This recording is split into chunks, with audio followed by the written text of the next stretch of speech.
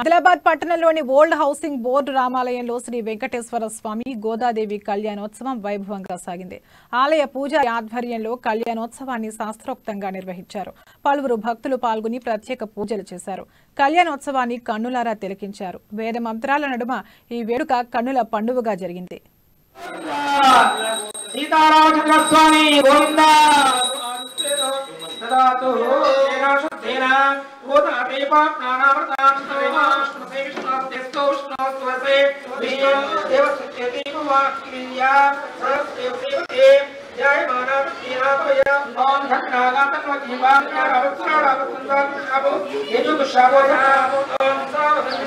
ద్రావిడ కర్ణాటక రాత మరాఠ బాణాట మాగేరు తాంత్రవస్తి నాగ సౌంద్య కాంతరవ జానక రమణక మందహారణ కళాస్తే సావతార సురాస్తే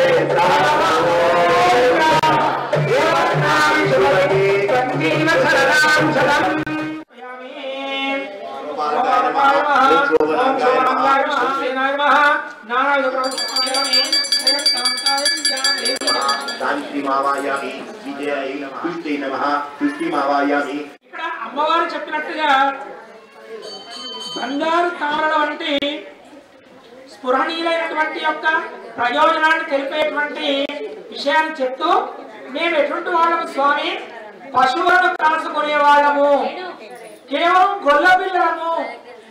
అమ్మవారు కాత్యాయని వ్రతాన్ని చేస్తూ మరి చెప్పినటువంటిది ఏమిటి అంటే, ఆ రోజు శ్రీకృష్ణుని పొందడానికి 16,000 మంది గోపికలు, వాడి దగ్గర పాండిత్యం లేదు, వేదాలు లేవు, కేవలం ప్రేమ మాత్రమే ఉంది.